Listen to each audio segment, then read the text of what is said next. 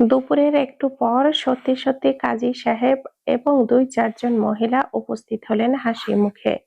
হিমেল তখন মিষ্টিকে ঘুম পাড়াচ্ছিল। ওনারা যে আসবে তা সে জানত। অতঃপর মিষ্টিকে ঘুম না পাড়িয়ে কোলে নিল, বলল, চলে এসেছেন আন্টিরা? আমার বিয়ে দেখার আপনাদের এত তাড়া? ওই যে হিমেলের চাচি পরিচিত বেশ হাসলেন, বললেন, আসতেই তো হতো। তুমি মিথ্যা বলছো কি সত্য বলছো তা তো জানতে হতো, তাই না? তাছাড়া আমি তো ভেবেছি তুমি পালিয়ে যাবে। যাওনি দেখছি। এইটুকু সৎসাহস আমার আছে আন্টি, কিন্তু পালালে বোধহয় আপনি খুব খুশি হতেন, তাই না আন্টি? আমার খুব খুশি হওয়ারও কিছু নেই, অখুশি হওয়ারও কিছু নেই। ও, এবারে চশমা পরিহিত মহিলাটি বলল, তুমি মনে কষ্ট নিচ্ছ না তো বাবা? আসলে ভাবি বিশ্বাস করতে চাইছিলেন না। এদিকে আমি শতভাগ নিশ্চিত তোমরা হাজবেন্ড ওয়াইফ। তো এই নিয়েই চ্যালেঞ্জ নিয়েছি বলা চলে। যদি তোমরা বিশ্বাস না রাখতে তাহলে আমাকেও হারতে হতো ভাবির কথায়। কিন্তু আমি বুঝলাম যে আমিই ঠিক, তোমরা মিথ্যা বলনি। হিমেল হাসলো, বলল, বিশ্বাস করেছেন জেনে খুশি হলাম আন্টি। অতঃপর এইটুকু বলেই হিমেল ছোট্ট শ্বাস ফেলল। মিথি যে রুমে আছে সেখানে গিয়ে মিথির দিকে তাকালো, কাছাকাছি গিয়ে ঝুঁকলো কিছুটা, কানের কাছে বিড়বিড় করে বলল, আমায় মিথ্যুক প্রমাণিত করবি না তো মিথি? এতগুলো মানুষের সামনে হুট করেই সব বলে দিবি না তো? মিথি আতঙ্ক নিয়ে চাইল, বলল, ওরা সত্যি সত্যি এসেছে? সত্যি বিয়ে পড়িয়ে দিবে হিমেল ভাই? ছি ছি, এই পরিস্থিতি থেকে কিভাবে বাঁচবো? না বাঁচলে কি হয়? অনেক কিছু। হিমেল ভাই, আটকান না প্লিজ ঘটনাটা। কথাটা মিথি অনেকটা আকুতি করেই বলল, অথচ হিমেল আজ ঘটনার পক্ষে বলল, যা হয় ভালোর জন্য মিথি। একটাই অনুরোধ, এই যে একটু পর বিয়েটা মেনে নিস দয়া করে। আমার জন্য হলেও প্লিজ, আমার কথাটা মিথ্যা প্রমাণ করিস না। এইটুকু বলেই হিমেল পুনরায় বের হলো। ওনাদের কিছু একটা বলে ছোট্ট শ্বাস ফেললো। অতঃপর তারা সহ মিথির সামনে হাজির হলো।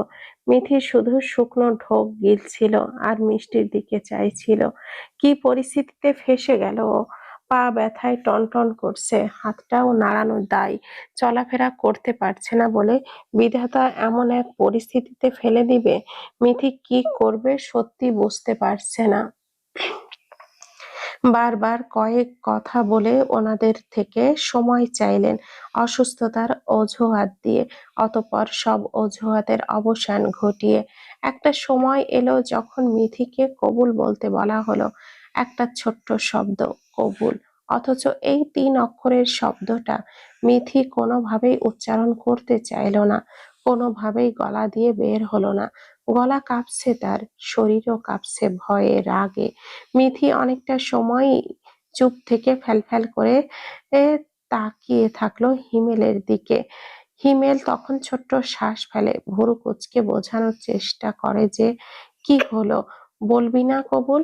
মিথি বুঝলো কিনা কে জানে। তবে তার একটু পরেই একটা ভদ্র মহিলা বলে বসলো, কি হলো মিথি, কবুল বলো। এটা তো তোমার প্রথম বিয়ে নয়, ভালোই অভিজ্ঞতা আছে তোমার, তাহলে এত আড়ষ্ঠতা কেন? ভালোই অভিজ্ঞতা আছে বাক্যটা নিয়ে যে মিথিকে ব্যঙ্গ করা হয়েছে তা বুঝতে ওর আর দেরি হলো না। অন্য একজন বললেন এবারে, আরে বলে ফেলো কবুল, এত দেরি করো কেন? মিথি শুধু শুকনো ঢোক গিলছিল আর বিধাতাকে স্মরণ করছিল।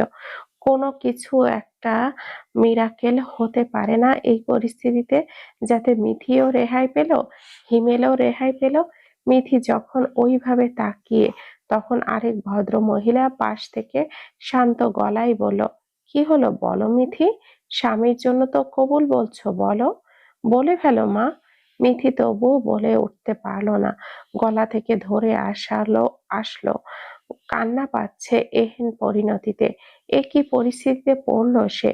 মিথি ছোট্ট করে শ্বাস ফেললো, হিমেলের দিকে চেয়ে কাপা গলায় বলার চেষ্টা করলো, হি এতটুকু বলেই আর বলতে পারল না। আবারও মহিলাগুলোর তাড়া পেয়ে কেঁদে ফেলল সে। মহিলাগুলোর একের পর এক উক্তি শুনে চোখ টলমল করে আসে তার। অতঃপর টলমল চোখে কাঁপা কাঁপা স্বরেই বলতে হলো, কবুল। একটা পবিত্র শব্দ, অথচ শব্দটা উচ্চারণ করার পরপরই মিথির চোখ গড়িয়ে জল পড়ল। হিমেল স্পষ্টই দেখল তা, অথচ কিছুই বলল না। পরপর 3 বার কবুল বলতে জোর দেওয়া হলো মিথিকে, এবং 3বারই কাঁপা এবং কান্নারত গলায় কবুল শব্দটাও ভেসে এলো। হিমেল খুব মনোযোগ দিয়ে কান খাড়া করে শুনেছিল। হৃদয়ে অদ্ভুত এক প্রশান্তি অনুভব হলো। অতঃপর হিমেল এর পর্ব এলো, বলা হলো কবুল বলতে। এক্ষেত্রে মিথির মতো অত সময় নিল না হিমেল। ঠোঁটে মৃদু হাসির রেখা টেনে এ প্রায় বুলিয়েই সঙ্গে সঙ্গে বলল, কবুল। অতঃপর তার একটু পরেই বিয়ের সকল কার্যক্রম শেষ হলো। একটা ছোট্ট মুহূর্ত, একটা ছোট্ট ঘটনা, অথচ হিমেলই জানে এটা কার জীবনের কতগুলো দিনের প্রার্থনা, তার জীবনের কতগুলো দিনের ভালোবাসা। হিমেল চোখ বুজল, মনে মনে নিজের হৃদয়ের অস্থিরতা, শান্তি শান্তি শান্তি অনুভব, সবকিছুই যেন অনুভব করলো নীরবে। অতঃপর চোখ খুলে শুধালো, আর কোনো প্রমাণ লাগবে? লাগলে বলুন, প্রমাণ দেই। চশমা পরিহিত মহিলাটি হাসলেন, বললেন, না না, আর কোনো প্রমাণ না। তোমার যত্ন আর ভালোবাসাই তো সব প্রমাণ করে দেয়, বুঝলে? সবসময় এভাবেই ভালোবেসে আগলে রাখবে মেয়েটাকে, অভিমান অভিযোগ রাখবে না, বুঝলে? হিমেল মাথা দোলালো, বলল, বুঝলাম। পরপরই আবারও তার চাচি এর পরিচিত সেই মহিলাকে বলল, আপনি খুশি হলেন আন্টি? মুখটা কেমন যেন অন্ধকার করে রেখেছেন কেন? কোথায় অন্ধকার? চোখে বেশি দেখো নাকি? এইটুকু মুখ ভেঙচি দিয়ে বললেন উনি, পা বাড়ালেন। হিমেল হাসলো শুধু। একে একে সবাই চলে যেতেই হিমেল পা বাড়িয়ে মিথির সামনে এলো, শান্ত গলায় বলল, তোকে কান্না করানোর জন্য সরি মিথি, কথা দিচ্ছি এটাই আমি বেঁচে থাকাকালীন তোর জীবনের শেষ কান্না, শেষ অশ্রু। আমি বেঁচে থাকতে তোর চোখে পানি আসতে দিব না। মিথি শুনলো, অথচ একটা উত্তরও করলো না, শুধু নীরবেই শুনলো।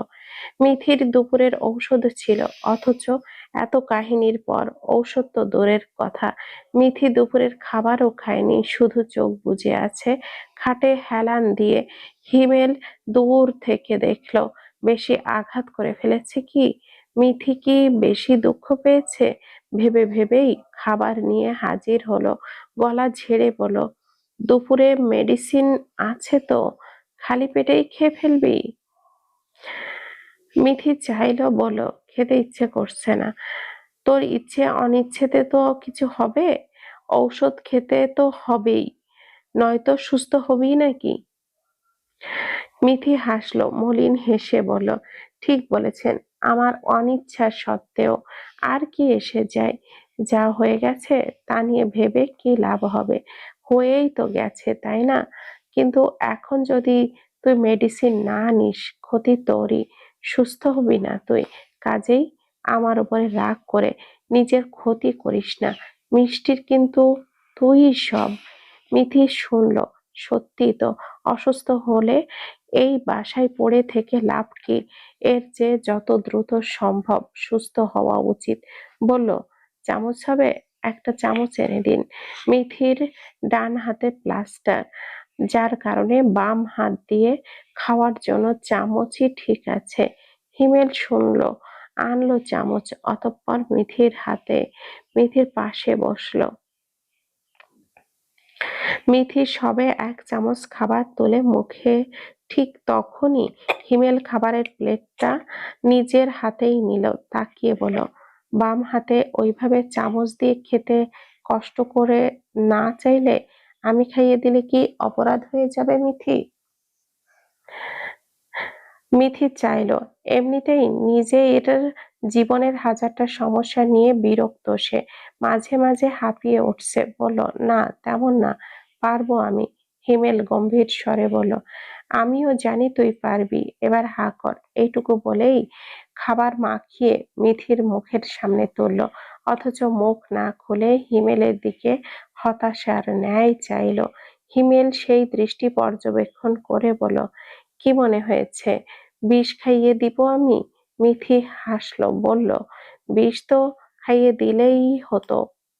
আপনি চাইলে এই বিষ খাওয়া থেকে আমাকে বাঁচাতে পারতেন, পারতেন না? কিন্তু বাঁচাননি। হিমেল শুনল, মুখটা কাছাকাছি এনে গম্ভীর গলায় বলল, কিছু বিষ পান করা অত্যাবশ্যক হয়ে দাঁড়ায় যে, নয়তো কেউ কেউ না কোনো এক প্রান্তে জঘন্যভাবে ছটফট করতে করতে মারা যায়। তুই না হয় এই সামান্য বিষটুকুই পান করে তাকে বাঁচালি মিথি। ক্ষতি কি বল?